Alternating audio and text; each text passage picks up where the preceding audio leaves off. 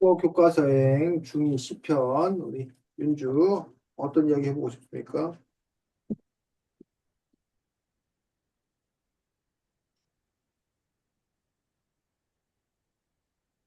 윤주 어떤 이야기 해보고 싶어? 딱히 뭐라고? 선생님 먼저 해보실 수 있으세요? 뭐 너가 할 거 없으면 쌤이 하지 당연히. 제가 할 게 없어요. 음, 자 그러면 먼저 사 쪽을 잠깐 보도록 하겠습니다.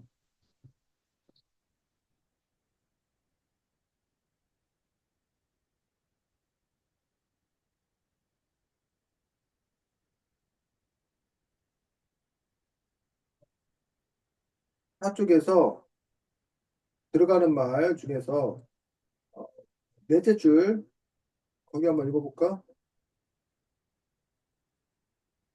그래서 감수성의 제일은 그 사람의 현재가 얼마나 두터우냐에 따라 다르다고 해요. 여기서 말하는 현재는 단순한 과거, 현재, 미래의 시간적 개념이 아닙니다. 정설의 상황을 공유하면 현재라고 할 수 있죠. 우리가 시를 읽는 이유도 여기에 있다고 생각합니다. 현재를 두텁게 만들기 위해서 더 쉬운 말을 이야기하자면 공감하기 위해서라고 할 수 있을 것 같아요. 여기까지. 자, 그 다음에 오 쪽에 둘째 줄 시인의 상황을 통해. 시- 시인의 상황을 통해 시를 이해하니 외우지 않아도 마음에 담더라고요. 시는 그 자체만 놓고 읽는 것도 좋지만 시를 둘러싼 여러 가지 상황을 같이 고려할 때 감상의 깊이가 깊어집니다. 이 책은 제가 시를 읽으면서 느끼고 이해한 내용을 담았어요. 시가 어렵다고 생각하는, 네. 아까 읽은 거 마지막 문단 공감문부터.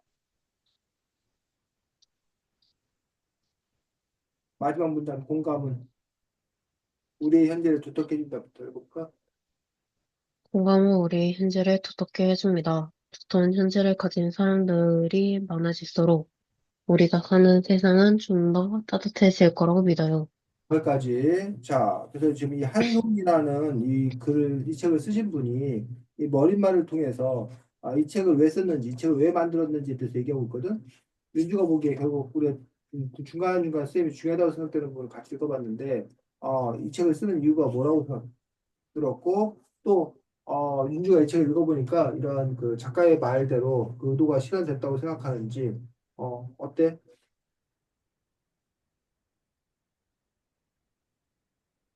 이 시인이 이런 책을 만든 이유는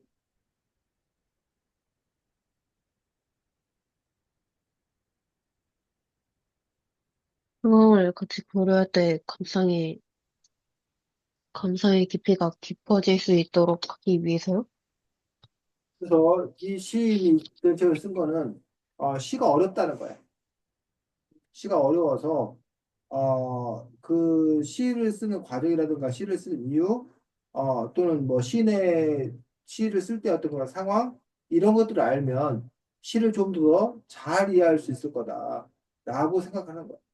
그러면서 결국은 감수성, 공감하는 힘 이런 힘을 키워야 하고 그렇게 공감하는 힘이 커질 때, 그럴 때 현재가 두터워질 때 우리 사는 세상이 좀 더 따뜻해질 거다. 라는 식으로 지금 이 시인은 설명하고 있는 것들을 볼 수가 있습니다. 그래서 시에 있는 여러 그 감정들, 그 감정들을 어, 윤주가 제대로 충분히 잘 이해하기 위해서 그 시 자체도 중요하지만 그 시를 이해하기 위한 그런 해설 이런 것들이 달려있는 책이다라고 이 책의 저자는 그렇게 주장하고 있다고 해야 되나 이야기하고 있다고 해야 되나 그런 부분을 볼 수 있거든. 그래서 윤주가 이 책을 읽어봤더니 첫 번째 그 시에 대해서 좀 더 잘 이해하게 됐어. 네. 시에 대한 그 이해하기 그 해설을 통해서 두 번째 윤주가 이 책을 읽으면서 공감 능력 슬픔, 그리움, 기쁨, 설렘, 감사, 사랑, 외로움, 경이로움. 이런 시에 대한 정서를 통해서 공감 능력이나 감수성이 더 커진 것 같아? 네, 조금, 그러면 이 시인이 아니, 이 시집이 성공한 거네. 제대로 잘 성공한 거네. 자, 그러면 이 시에는 많은 시가 실려 있는데 윤주가 그럼에도 불구하고 나 이해가 안 돼요. 어려웠어요라는 시도 괜찮고 아니면 나 이 시가 정말 마음에 들어요. 공감 가요라는 시도 괜찮고 뭐 어쨌든 무슨 이유가 있던 건지 간에 윤주가 뭐 여기 나와 있는 시들 중에서 시 한 편을 고른다면 어떤 시? 뭐 어렵건 좀, 재밌건 뭐 슬프건 가장 공감이 잘 되건 간에 뭐든 간에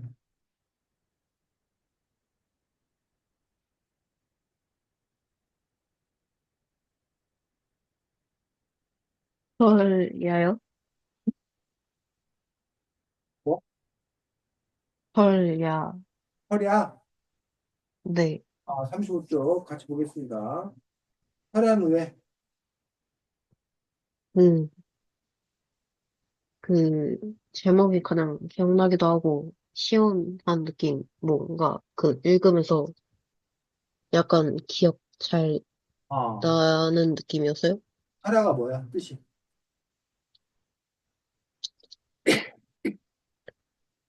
설자가 무슨 설자야 이게? 한자로. 제가 한자를 잘 몰라요. 그래? 그래도 설 알지 않을까? 아니, 잘 안 배워요. 해설주의보다 이런 말을 때 설자 들어가는데 눈이요? 야는 눈 그치 설 눈자 아니, 눈설자야 눈설자. 야는 야간 야행성 밤이요? 밤이야. 그럼 설화가 뭐겠어? 눈 내리는 밤이요? 그렇지 눈 내리는 밤. 어때? 눈 내리는 밤 하는 게 더 좋겠어? 설화라고 하는 게 좋겠어? 야가 좀 더, 응. 있어 보여? 네. 있어? 아, 그래 제가 지금 목감기에 걸려서요, 선생님. 그래. 자, 35쪽, 36쪽, 그래서 목감귤에서 말 만약에 힘들어? 아니, 그건 아니고, 목소리가 이상할 수도 있어요. 아니야. 기침할 수도 있고. 그래, 아니다. 걱정하지 마. 자, 살아나는 시, 그럼 민주가 한번 천천히 낭송해 주도록 하겠습니다. 어느 머나먼 곳에 그린 소식이기에, 이 한밤 소리 없이 흩날리는 처마 끝에 호롱불 여위어 가며 서글픈 옛 젖은 양 흰 눈이 내려 하얀 입김 절로 가슴이 메어 마음 허공에 등불을 켜고 내 홀로 반기빛 쓸어내리면 먼 곳의 여인의 옷 벗는 소리 희면 눈발리는 어느 이뤄진 추억의 조각이기에 싸늘한 추의 일이 가쁘게 설레이느뇨. 한 축의 빛도 향기도 없이 홀로 차단한 이상을 하고 흰 눈은 나려 더 쌓여 베스푼 그 위에 고이 서리라. 자, 설야라는 김광균 시인의 시입니다. 그래서 이 시가 갖는 어떤 그런 특징적인 그런 부분들, 그 부분들에 대해서 지금 시 이야기라는 부분들을 통해서 설명하고 있는데 37쪽 보겠습니다. 자, 거기 읽어보겠습니다. 김광균 시인은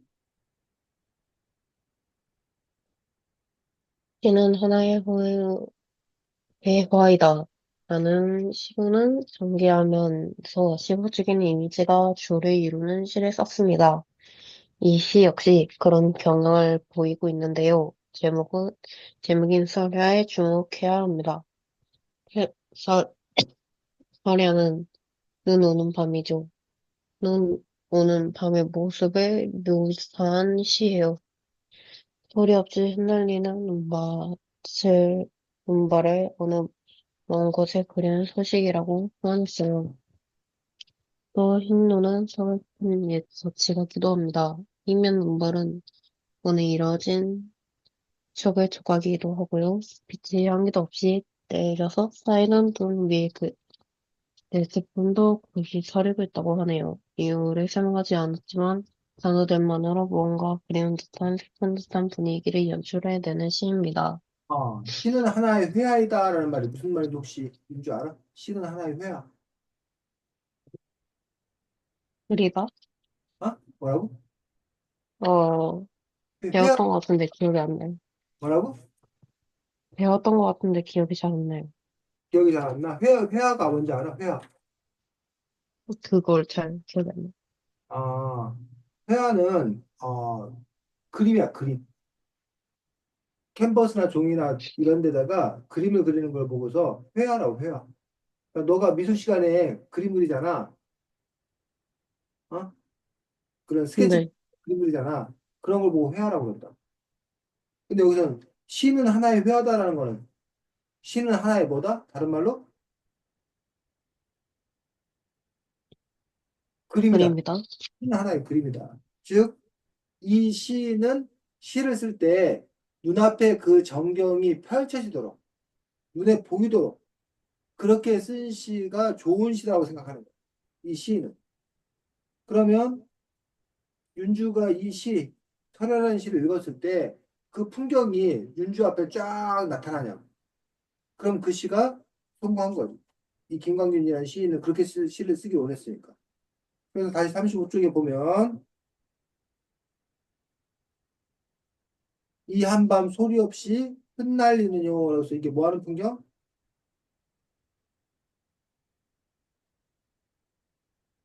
이 한밤 소리 없이 흩날리는 영혼. 뭐가?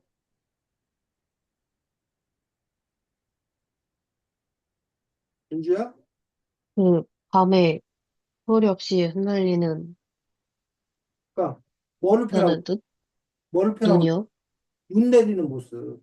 눈이 막 무슨 뭐 쿵쿵 떨어지지 않잖아. 소리 없이 내리잖아. 그 소리 없이 흩날리는 눈. 근데 그 눈을 보니 뭐라고 생각하는 거야? 어느 먼 곳에 그리운 소식이 있기. 뭐라고 생각하는 거야?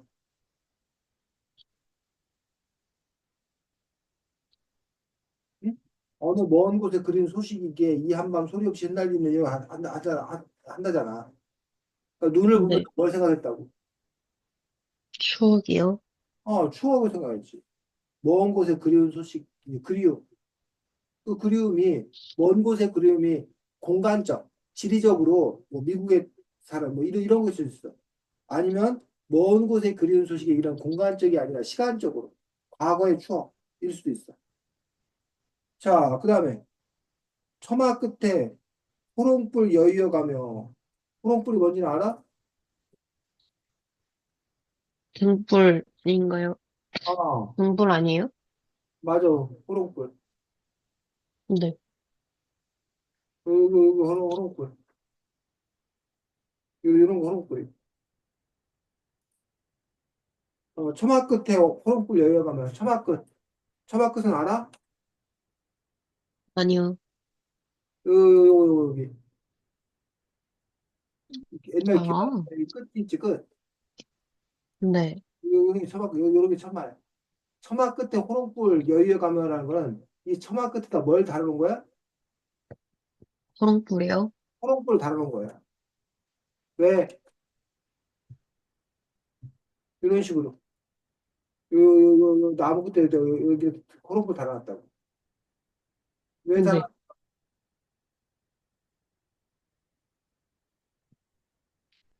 이거 어려운 거 하나도 없는데 처마 끝에 왜 호롱불 달아라? 어? 잘 모르겠어요? 잘 모른다고? 네. 아니 그 아까 그 처마 있죠? 처마에다 왜 불을 달아놓겠냐고.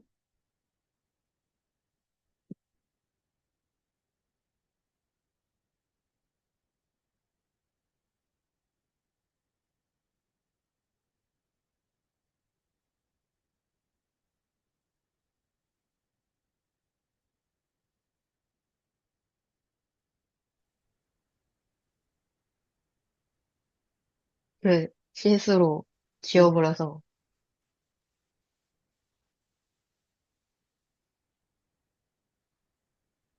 그래, 그래. 네. 중학교 때 왜 그걸 다 등을 다 넣겠냐고. 등을 다는 이유는 뭐야? 아까 호롱불 등을 다는 이유는 뭐겠냐고. 등을 왜 달아? 잘 보이라고. 하나 보이라고. 그러니까 초등학교 때 호롱불 다는 이유는 당연히 뭐 하라고? 잘 보이려고. 밤에 깜깜하니까 잘 보이라고. 마치 그 가로등 뭐 이렇게 켜는 거랑 똑같은 거지. 그래서 초등학교 때 호롱불 여의어 가면 여의어 간다는 게 무슨 말이에요? 떠난다는 거요. 여의어 가다는 건 떠난다는 게 아니라 너 요즘 왜 이렇게 여의었니? 라는 표현 혹시 못 들어봤어? 말 너 무슨 낫다고요. 일 있어? 너 무슨 걱정이 있어? 너 왜 이렇게 여의었어? 너 여의었다 이런 뜻이잖아. 네. 그럼 어떤 표현이야? 안 말랐다고. 좋아 보인다. 안 좋아 보인다. 말랐다. 그래서 초등학교 때 호롱불 여의어 가며라는 거는 그러면 그 불빛이 활활 강렬하다? 강렬할까? 아니요. 반대로 뭐야? 약해요. 약해진다. 사그러든다.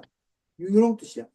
초등학교 때 호롱불 여의어 가며라고 하는 분들은 초등학교 때 그 호롱불이 뭔가 좀 약해져 가 점점. 서글픈 양, 자친 양, 흰 눈이 내려. 서글픈 애 자취인 양. 서글픈 애 자취인 양, 흰 눈이 내려. 그러니까는 아까 어느 먼 곳에 그리운 소식이에라는 것들은 지리적인 것보다 어떤 시간적인 걸 수도 있고 여기도 마찬가지. 옛 자취, 인양 흰 눈이 내려서 지금 그 눈이 내리는데 그 눈을 바라보는 이 사람의 마음이 막 눈싸움하고 놀 생각에 막 흥분되고 막 신나고 그런 마음이야? 아니요. 그게 어떤 마음이야? 좀 슬픈. 음, 뭔지 쓸쓸하고 뭔가 슬픈 그런 느낌이 드는 그런 상념에 젖어 있는 우리 상념이라고 그러거든. 슬픈 감정. 이런 상념에 젖어 있는 그런 상황이라는 얘기. 자, 그 다음에 3년에 하얀 입김 절로 가슴이 베요. 왜 하얀 입김일까? 추우면 입김 어, 불었을 때 흰색이니까. 그치. 좀 추운 거야, 추운 거.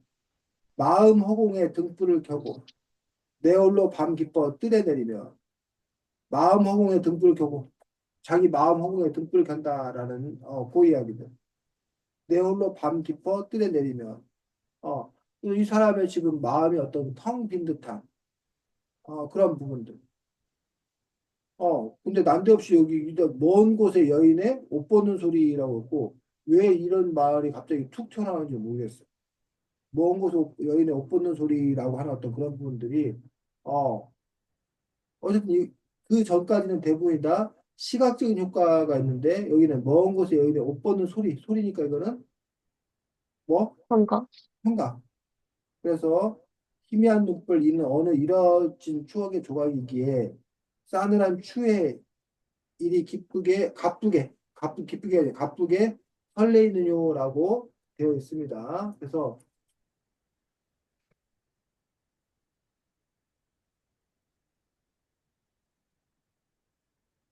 추해라는 말이 되게 어려운 말인데 이거는 지나간 일이나 사람을 그리워하는 걸 보고 추해라고 그래. 추해. 네. 그냥 싸늘한 거야. 그냥 지나간 사람의 이거 그리운데 이게 싸늘해. 싸늘하다는 건 이 사람과의 기억이 좋은 거야, 안 좋은 거야? 안 좋은 안 거요. 좋은 거야. 안 좋은 거야. 일이 가쁘게 설레이는 가쁘게 숨가쁘게 설레이냐라고 했을 때 보면 이는 어느 이뤄진 추억의 조각이기에라고 해서 잃어버렸다 추억의 조각이다라고 했을 때 아마도 그 뭐야 뭐 굳이 우리가 이해한다라면 이 사람이 지금 눈 내리는 날 보면 뭐 그런 생각도 할 수 있지 옛날 헤어진 여자친구 이런 사람들을 생각하면서 가슴이 좀 이렇게 뭐 서글픈 서러운 뭐 이런 마음이 아닐까 이런 식으로 생각할 수도 있고 윤주는 해석한다면 뭐 어떻게 어떤 상황이라고 보여져?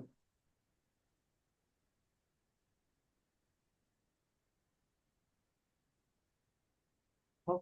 윤주야. 네. 어떤 상황이라고 보여요? 요 시가. 음,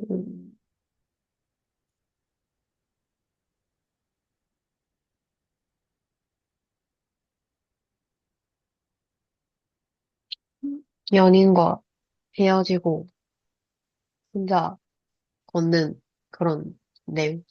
그렇지. 어, 그래서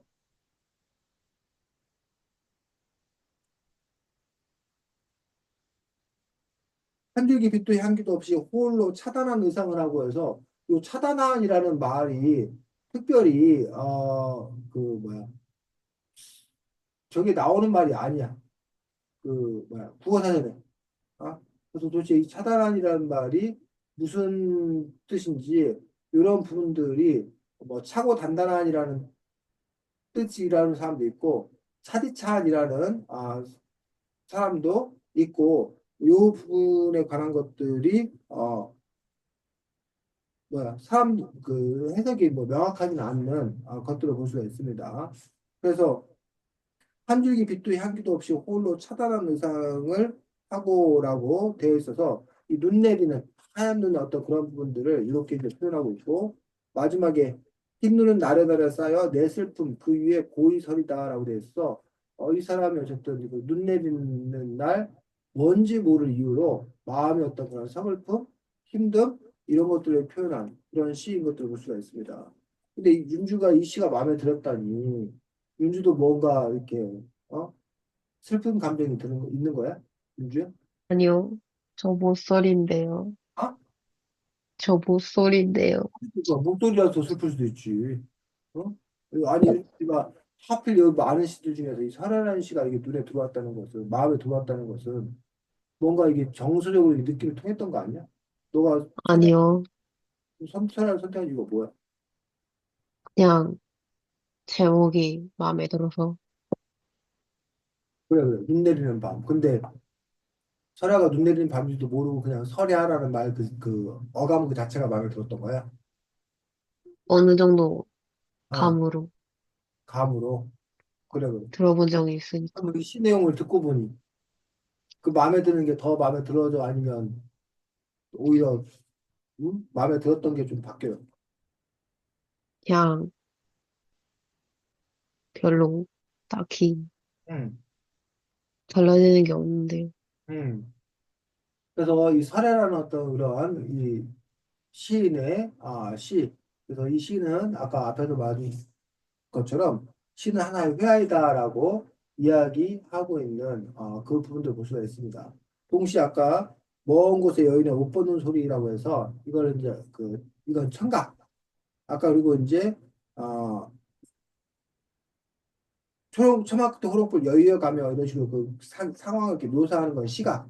그래서 시각과 청각이 한꺼번에 있는 걸 보고 공감각적 표현이라고 해요. 그래서 시각적 표현, 청각적 표현 이 두 가지가 함께 있는 걸 보고 공감각적 표현이라고 해요. 이렇게. 그래서 그 단어를 알아둬야 돼. 시각적 이미지, 청각적 이미지 같이 있으면 공감각적 이미지. 뭐라고 한다고? 윤주야? 같이 있는 걸 보고 복합적인 걸 보고 치는, 공 치는 걸 보고, 공감각적 표현. 네. 그 공감각적 표현의 어떤 그런 시적 표현을 이 김광준 시인이 잘했다고 합니다. 자, 그 다음에 또 두 번째로 고르시는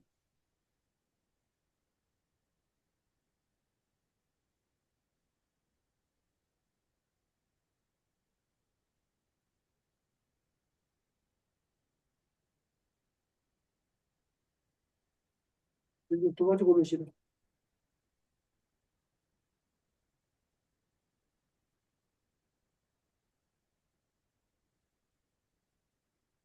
딱히 없는데 낙화요.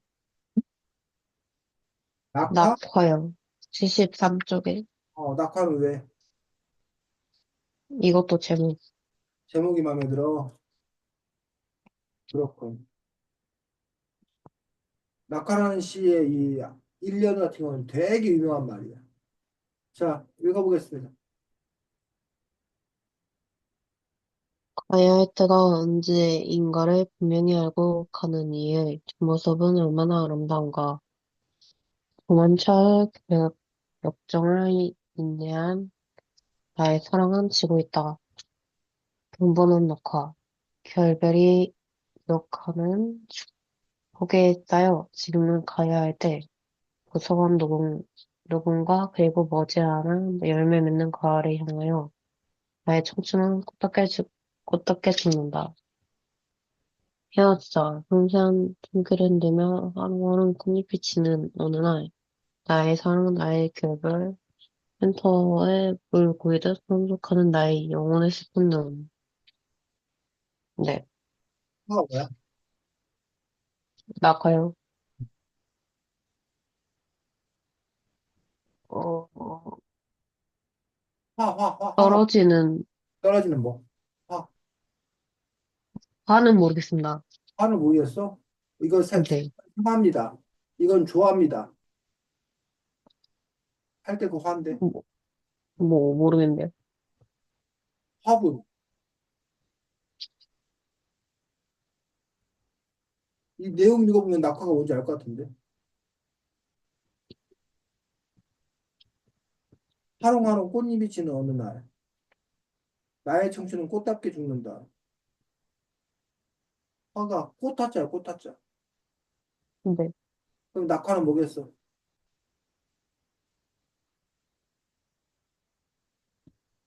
응? 이거 낙이 뭐라 그랬어? 낙이요? 응. 떨어지는, 화는 낙화하면 어 떨어지는 꽃이요? 떨어지는 꽃, 꽃이 떨어지는 거지. 꽃이 떨어지는 거지. 자, 그럼 해설 읽어보겠습니다. 75쪽.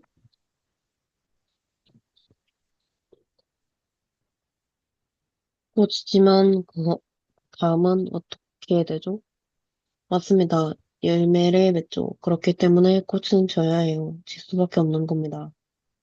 그래서 꽃이 떨어지는 것을 보고 가야 할 때가 언제인가를 분명히 알고 간다고 했어요. 그래서 그 뒷모습이 아름답다고 했습니다. 결별이 이룩하는 축복은 역설적 표현이에요. 헤어지는 상황을 축복이라고 했으니까요. 하지만 꽃이 떨어진 다음 시작될 푸르른 녹음과 열매를 생각하면 축복이라 할 수 있죠. 꽃이 진다. 열매 맺는다. 이 관계를 우리 인간 관계에 빗대어 보면 어떨까요? 이별 깨달음 새로운 시작으로 정리할 수 있을 것 같아요. 사랑과 이별의 과정을 꽃이 피었다가 지는 것으로 표현한 거죠. 이제 이별의 상황에서도 마냥 스파하고만 있지 않을 수 있겠죠? 봐, 이 시를 그럼 설명을 한번 해줘. 이 시가 그 시 이해까지 읽었기 때문에 설명 한번 해준 거야. 73쪽에. 다시 돌아와서 네. 한번 네. 이 시를 그 윤주가 이해한 대로 한번 설명해봐. 뭐, 어떤 시야? 어떤 내용이야? 자신이, 어, 얘도 사랑 얘기 같은데요. 이별 얘기. 응. 그래서, 젊었을 때 응, 연애했다가 응, 늙어서 응, 헤어지는, 응. 젊어서 연애다 늙어서 헤어졌다고? 네. 그래서, 근데 응, 마냥 스파일 수만 없으니까 응. 괜찮다는 말 같아요. 마냥 슬퍼할 수는 없으니까 괜찮다. 네. 괜찮은 이유가 마냥 슬퍼할 수 없어서 계속 슬퍼할 수 없기 때문에 괜찮다는 거다. 또,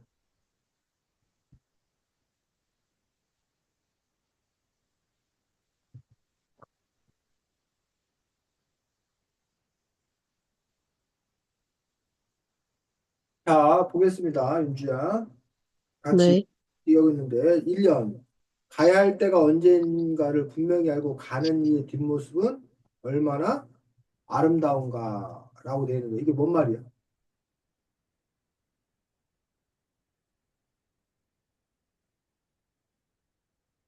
죽을 걸 알고 있는 자신의 상황, 응. 자, 이 시는 이런 거야. 알고, 네, 민주가 1교시 수업을 했어. 1교시 수업을 들었어. 네, 그럼 1교시 끝난 다음에 이제 그 다음에 2교시가 될 거 아니야. 네, 어? 근데 1교시 선생님이 수업이 끝나는데도 계속 수업을 하고 있어. 네, 그럼 어떨 것 같아? 짜증나요? 짜증나.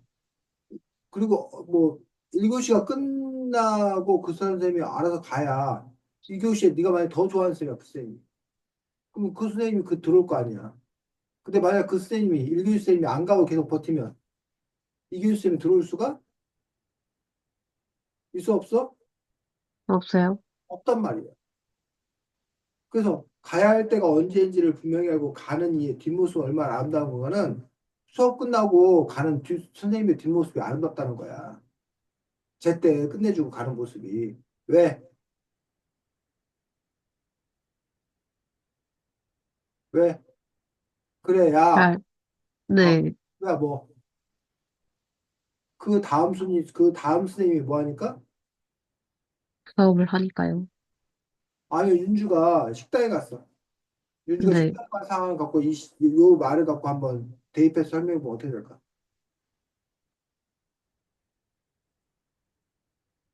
사장 입장에서. 그, 응, 앞 사람이 응, 계속 앞으로 가야 되는데 멈춰서 앞으로 안 가는 응. 상황이요. 식당에서 앞서는 계속 가는데 멈추고 안 간다는 게 무슨 말이야? 아, 그 급식줄, 응. 여기서 가야 할 때가 언제인가를 분명히 알고 가는 이의 뒷모습은 얼마나 아름다운가 하는데, 급식줄에서 이제 어쨌든 이렇게 빨리빨리 하러 가야 되는데 민기적으로 안 가고 있어서 정치 때문에 짜증난다고? 네, 그러니까는 그 가야 할 때가 언제인지 알고 앞으로 가야 할 때 언제인지 알고 제때 맞춰가는 뒷모습이 아름답다. 그것도 말 되네. 그것도 말 돼. 근데 그렇지 말고 일반 식당에서 사장 입장에서 손님들이 왔어. 근데 그럼 비켜줘요? 이 시가 어떻게 적용될까? 비켜줘요? 뭐라고? 그 줄에 갑자기 선생님들 오시면, 아니 지금 윤주야 너네 급식실만 생각하지 말고 일반 식당에 네, 사장님 입장에서 지금 손님들이 왔단 말이야. 네, 음. 그럼 이 시 내용을 적용하면 어떻게 되겠냐고. 가야 할 때가 언젠가를 분명히 알고 가는 이의 뒷모습이 얼마나 아름다운가. 사장님이 이런 말을 해. 왜 사장님이 그런 말을 할까? 가보고 갈 테니까. 응? 다 먹고 갈 테니까? 그럼 이런 얘기 굳이 할 필요 없잖아. 그 손님들이 식당에 와서 다 먹고 가야 그다음에 뭐 어떤 일이 벌어져? 다음 손님을 받을 수 있어요? 다음 손님이 받을 수 있잖아. 근데 가야 할 때가 언제인지를 모르고 그냥 계속 거기 주장성에 있으면 손님 입장에서 사장 입장에서 그 손님들이 아름다울 수가 없잖아. 이해가? 네, 응. 네, 그것뿐만 아니야. 너네 학교에 그 전 교장 선생님이 계셔. 그럼 그 교장 선생님 임기가 끝났어. 그럼 그 교장 선생님이 새로운 교장 선생님 오실 거 아니야. 그럼 그 교장 선생님이 네, 식당에 떠나야 다음 교장 선생님이 새 학교를 만들 거 아니야. 근데 그 전 교장 선생님이 막 안 떠나는 거야, 막. 그리고 막 자꾸 간섭하려고 하는 거야. 그러면 그 모습이 아름다울 수는 없어요? 이해가? 네, 그래서 이 시에서 해설은 뭐냐면 가야 할 때가 언젠가를 분명히 알고 가는 이의 뒷모습이 아름다운 이유는 가는 사람이 있어야 뭐 하는 사람이 있기 때문에 새로 오는 사람이 있기 때문에. 네, 그래서 그 새로 온 사람들을 맞이하려면 가야 할 사람이 제때 가져야 된다고. 근데 가야 할 사람이 안 가버리면 새로 오는 사람들을 맞이할 수가 없다는 거야. 그래서 이 시에서는 그동안 우리 이별하면 기쁨이야 슬픔이야? 의요? 이별이 기쁨이야? 윤주는 이별하면 기뻐? 아니요. 어. 이별은 보통 슬픔이었다는 얘기야. 근데 이 책에서 오히려 이별이 기쁨이고 아름다움일 수 있다라고 얘기하는 거야. 윤주가 남자친구하고 막 싸웠어, 엄청. 아주 꼴도 보기 싫어. 그럴 때 윤주 입장에서 그 남자가 이제 나 헤어지겠다, 나 떠나겠다, 라고 하면 윤주가 오히려 기뻐. 왜? 응? 윤주 왜 기쁘겠어? 그래야 다음에 또 만날 수 있어서? 그렇지, 그 남자친구가 어떤 헤어져야 윤주가 새로 더 멋진 남자친구를 만날 거 아니야. 근데 이놈이 안 가, 찌질한 이놈이 안 가버리면, 어? 헤어지지 않으면 윤주는 새로운 시작도 할 수가 없잖아. 이해가? 네. 네. 그 얘기를 지금 계속 하고 있는 거야. 자, 도만철 격정을 인내한 나의 사랑을 지고 있다. 이건 뭘까? 도만철 격정을 인내한 나의 사랑을 지고 있다.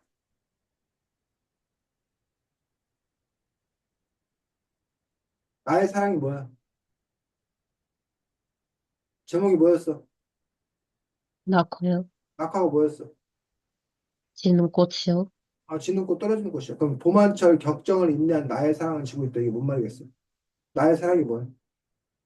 밤이 지나면서 꽃이 떨어지고 있다는 그런 거요. 나의 사랑은 꽃이야, 꽃. 지고 있다는 낙이고, 낙화. 나의 사랑을 지고 있다. 왜 도만철 격정을 인내했다는 거야? 그 꽃이 언제 피는 꽃이야? 봄에요. 봄에 피는 꽃이야. 그러니까 봄 한철에 봄에 피는 꽃이 이제 마침내 지는 거야, 지금. 그걸 나의 사랑을 지고 있다는 표현을 쓰고 있다는 거야. 거기, 뭐야, 여기 세종시에서 무슨 낙화축제 간다던데? 들었어? 아니요. 낙화축제라고 한대, 윤주야. 봐봐. 네. 시험 공부 때문에 못 가겠구나. 자, 그 다음에 분분한 낙화, 별별이 이룩하는 축복에 쌓여 지금은 가야 할 때. 별별이 이룩하는 축복, 이게 뭔 말이야?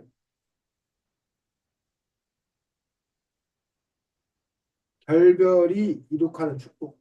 결별이 뭐야, 결별이. 그 헤어지는 거요. 헤어지는데 이룩하는 축복이래. 헤어졌는데 축복이래. 어때? 자연스럽게 봐가지고 아니면 좀 이상해.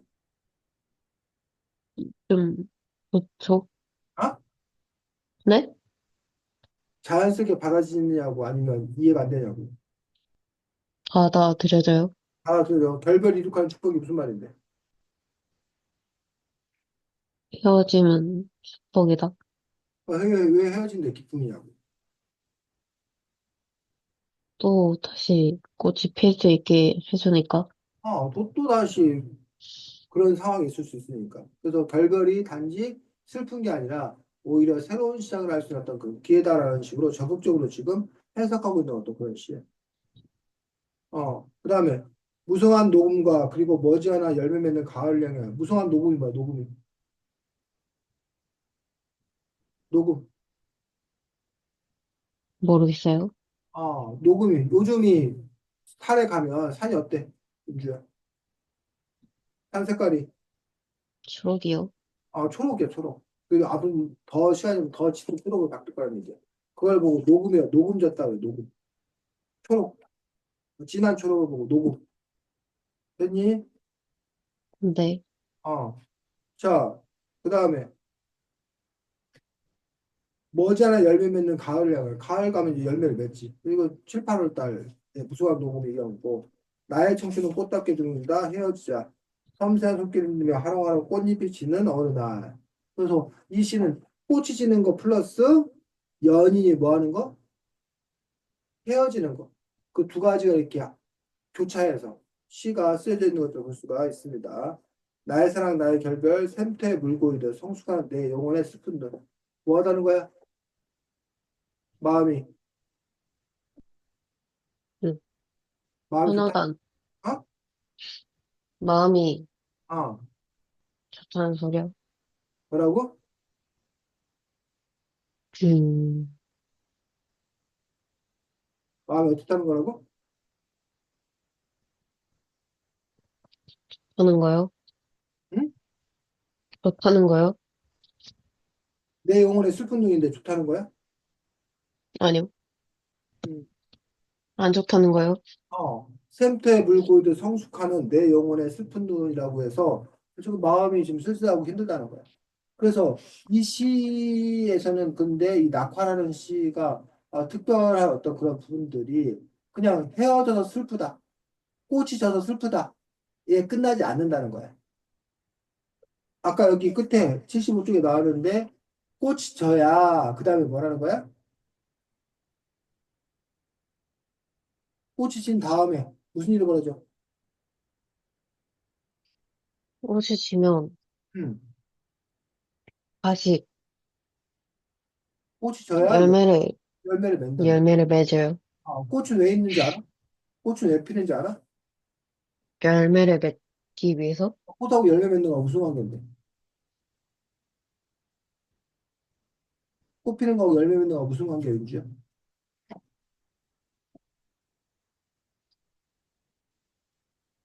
꽃, 꽃에 벌이나 나비들이 네, 왔다 갔다 하잖아. 왜? 꽃씨를, 응? 꽃가루를, 그치, 꽃가루로 뭐야? 옮겨주는 거지. 암술과 네, 사람으로 비하면 뭐 하는 거야?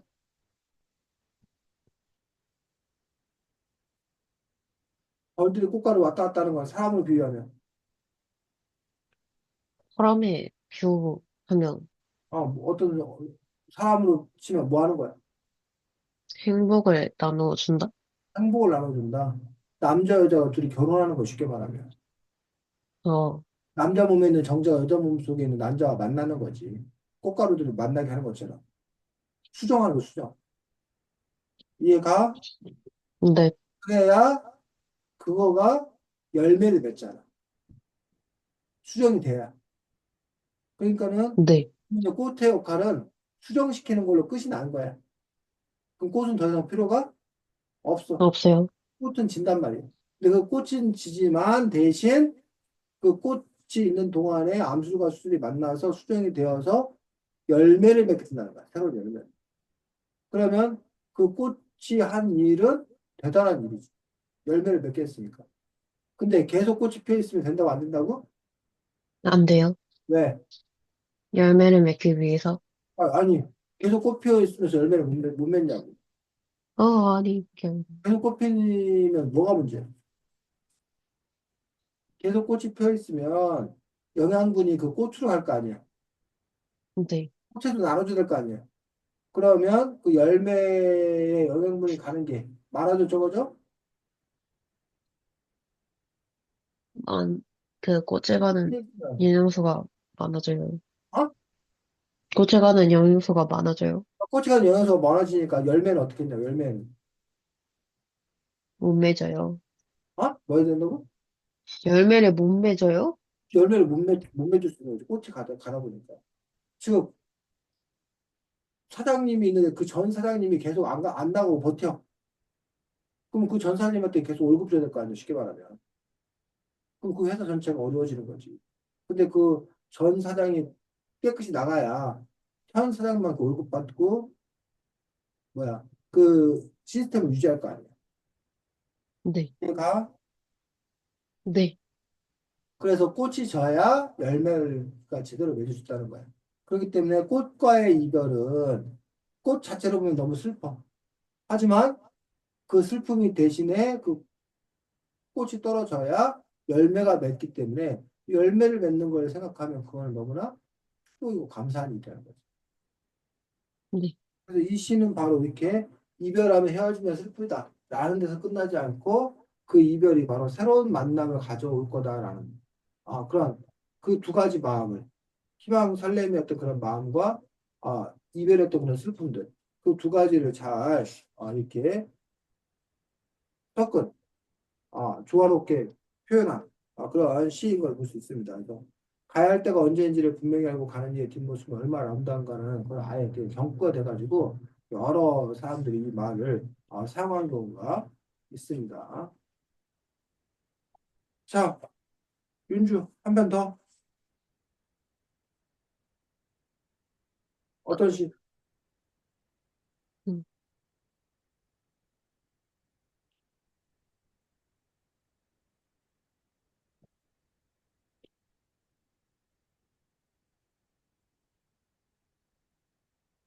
어떤 시 같이 볼까요, 이번엔?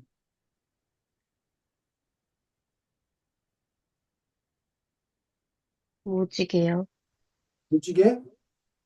무지개가 백칠죽이요. 107조 무지개 최명란님, 그거 보겠습니다. 네. 지니가 전화 건다. 눈물이 글썽글썽. 지니의 눈속에 무지개가 떴다. 어, 자, 어떤 마음, 어떤 분위기를 표현하시죠? 그게 어떤 학생이 친구가 전화 간다고 해서 음, 눈물이 맺혔는데 음, 지니의 눈 속에서는 눈물 때문에 무지개가 생겼다. 그렇지, 그렇지. 해석 잘하네. 그럼 이 시를 통해서 시인이 얘기하고 싶은 건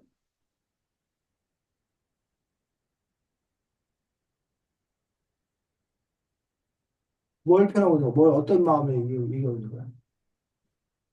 친구가 전학을 가서 슬펐던 경험. 아주 잘 얘기했네. 바로 그거야.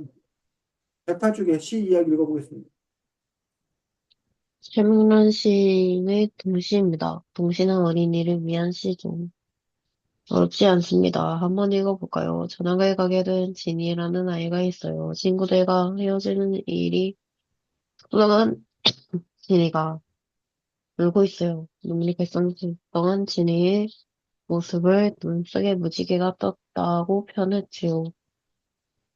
전학을 가본 경험이 있거나 친했던 친구와 전학을 가는 경험이 있다면 그 안에 함께 떠올려보면 좋을 것 같습니다. 네. 어, 그래서 이 무지개라는 시를 읽으면서 혹시 윤주 떠오르는 뭐 친구나 있어? 일단은 좀 설명하기 긴데요. 음, 1학년 때 음, 친했던 친구가 두 명이 있는데요. 음, 두 명 다 이사 갔고, 한 명은 외국으로 이사 갔고요. 음, 2학년 때 친구도 시골로 이사 갔고요. 3학년 때 친구도 시골로 이사 갔고요. 음, 4학년 때 친구 한 명은 이미 이사 가고, 다른 한 친구는 제가 전학 오면서 헤어졌어요. 음. 그 윤주는 6학년 때 친구도, 네, 윤주는 그래서 이 그냥, 시 네, 정서가 이해가 더 마음속에 더 많이 와닿겠네. 네, 이게 느낌이. 어, 네. 그렇지. 여기서는 지금 결국은 친구들과 헤어져야 되는 어떤 그런 슬픔. 그래서 눈물이 글썽글썽 맺히고 마침 그게 또 이제 빛이 비춰서 무지개가 떴다라고 표현을 하고 있는데 결국은 슬픔이지. 근데 보통 무지개가 상징하는 건 뭐야? 무지개가 어떤 느낌이지? 이혼 뒤에 어, 뜨는 것, 그게 사실이고, 그 과학적 사실이고, 무지개가 상징하는 거, 무지개에 대한 어떤 사람들의 정서 느낌은 무지개가 뜨면 좋아해, 싫어? 말이 잘 사람들이 모르겠어요? 사람들이 무지개 보면 좋아해, 싫어해? 좋아해요? 좋아하잖아. 뭔가 신비롭다고 생각하잖아. 지니의 눈 속에 무지개가 떴다라는 부분들은 그 사실적으로 말하면 그냥 눈물에 빛이 반사되어서 무지개가 이렇게 진 것처럼 보이는 거라고 볼 수가 있습니다. 하지만 이걸 상징적인 의미로 생각하면 무지개가 떴다라는 것들은 뭔가 기쁨, 즐거움, 희망, 뭐 이런 다양성, 뭐 이런 것들과도 또 연결시켜 볼 수도 있습니다. 그래서 이 시를 어떻게 생각한가라는 부분들은 또 윤주 나름대로 정해지는 그런 부분이겠지. 그래서 아주 짧은 시인데도 불구하고 이런 그 전학 가야 되는 아이였던 그런 서글픔, 그런 마음들이 잘 드러나게 쓴 그런 시인 것들을 볼 수가 있습니다. 네, 자, 그래서 이 책에는 윤주가 학교에서 국어 시간에 배운 동시도 있을 거 아니에요. 시 네. 어떤 시 있었어? 이 책에서요, 어, 동시, 무지개랑, 아까 무지개라는 시를 이미 그 학교에서 배웠던 시였어? 아니요. 근데 너네 교과서에서 배웠던 시 말하는 거지. 여기 실린 시 중에서. 아, 잘 모르겠어요. 잘 모르겠어. 시가 책에서 두 번밖에 안 나오겠는데 다 안 들어가 있어서. 매 학년 매 학기마다 어떤 시가 그 나오고 있는 걸 볼 수가 있고 제일 좋은 건 윤주가 직접 시를 써보는 게 제일 좋은데 윤주 혹시 시 써본 적 있어? 아니요. 없어. 그렇지. 또 아니면 이제 우리 처음에 머리말 읽었던 것처럼 요 시집을 이렇게 읽음으로써 윤주가 내 감정이, 내 정서가 조금 더 두터워진 듯하다. 라는 어떤 그런 마음을 느꼈더라면 이 시를 읽는 그런 충분한 보람이 있다고 생각합니다. 그래서 여기 지금 우리가 몇 편, 시간관계사 몇 편 안 봤는데 윤주가 다른 시들에 대해서도 이렇게 좀 더 이렇게 눈을 쑥 읽고 말한 것들이 아니라 이 책에 나와 있는 설명 같은 것들을 바탕으로 이 시는 이런 내용이구나. 이러한 배경하에서 만들어졌구나. 이 시어는 어떤 특징을 갖고 있거나 뭐 이런 것들을 안다라면 윤주가 더 이제 시를 잘 감상할 수 있는 그런 힘이 생길 거라고 생각합니다. 평소에 시 좀 좋아해? 아니면 어때? 윤주. 시를 별로 안 읽는데 시집은 더 안 읽어요. 시를 써본 적은 없어요. 없고 어쨌든 윤주가 그 시 읽는 맛, 시 읽는 기분 이런 것들도 또 느낄 수 있으면 좋겠다라고 생각하면서 사람들에 따라서 이런 맛이나 멋을 즐기는 폭이 상당히 넓은 사람도 있고 어떤 사람들은 극히 일부인 사람도 있고 그래서 뭐 사람마다 다를 수 있는 문제인데 아무래도 행복하게 살기 위해서는 다양한 아름다움을 느끼는 것들이 훨씬 더 필요한 문제라고 생각합니다. 다음 주 책이 뭐라고? 다음 또 안 책이 알려줬어? 오늘의 민수라는 책이야. 오늘의 민수. 제목이 오늘의 미술한 책인데 영화 감독하고 이제 뭐 아이 사이의 그 우정, 뭐 해프닝 이런 것들을 다루고 있는 책이 오늘의 민수에서 라는 책이고 진로 뭐 이런 것과도 좀 이렇게 연결되는 그런 책이기도 합니다. 그래서 다음 주에는 오늘의 민수라는 책을 갖고서 함께 이야기 나눌 수 있도록 하겠습니다. 자, 윤주 수고 많았습니다. 안녕. 안녕히 계세요.